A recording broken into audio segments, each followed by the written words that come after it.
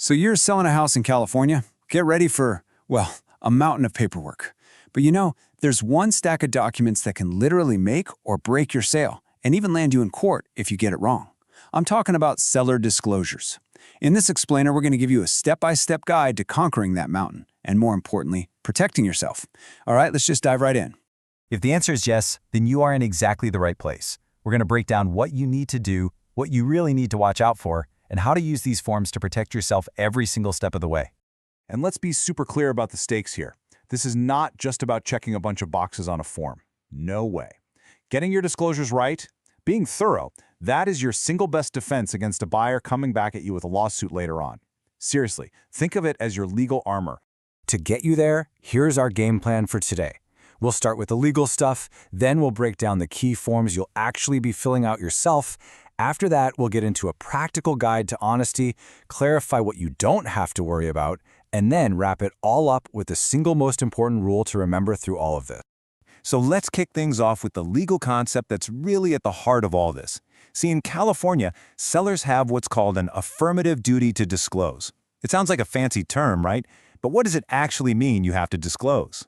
It really all boils down to this one term, a material fact. So what is that?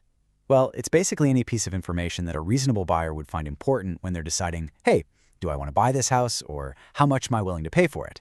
We're talking about things like leaky roofs, maybe some noisy neighbors, past repairs, you name it. If you know about it and it could sway a buyer's decision, well, that's a material fact. Okay, so you've got all these material facts rattling around in your head. How do you get them onto paper in a way that's legally sound?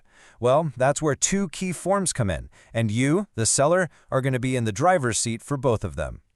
The best way to think about these two forms is like a team. First up, you've got the transfer disclosure statement. Everyone calls it the TDS.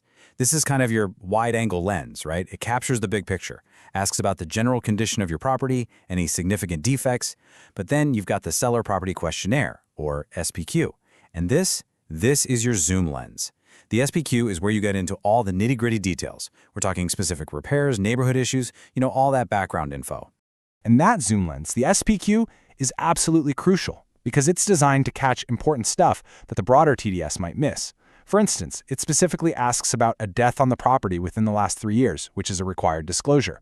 It also dives into things like non-compliant plumbing, any legal matters you might know about, or past disputes you've had with your homeowners association.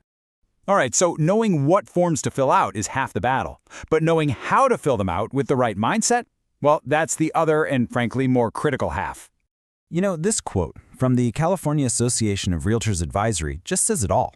If you find yourself pausing, wondering if you should mention something because you're worried it might scare a buyer off, that hesitation right there is your bright flashing sign that you absolutely have to disclose it. Okay, let's get practical and talk about the common mistakes people make. First big one, don't leave questions blank. If you really don't know the answer, just write unknown. See, a blank space can make it look like you're trying to hide something.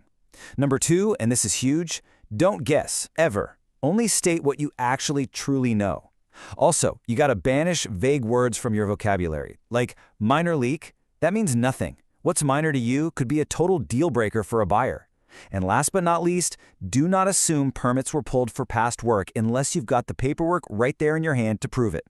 Now on the flip side, here's how to do it right. Be factual. Be specific. Instead of roof leak, you write, roof leak in the northeast corner of the garage during heavy rains in winter 2022. It was repaired by XYZ Roofing in March 2022. If you check yes to anything, you got to explain the who, what, where, and when. And this is so important. Disclose issues even if you've already fixed them. Why? Because the history of your home is a story, and repairs are just part of that story. Disclosing them builds trust. It shows you've got nothing to hide. Okay, I know that sounds like a huge weight on your shoulders, and it is.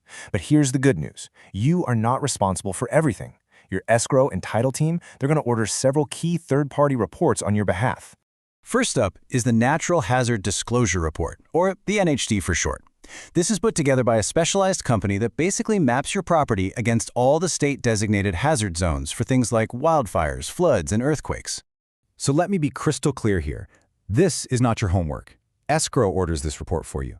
Your only job is to look it over for accuracy when it comes in and then pass it along to the buyer. Simple as that. The other really key report that escrow handles is the preliminary title report. You'll hear people call it the prelim. This thing is like a deep dive into the property's legal DNA.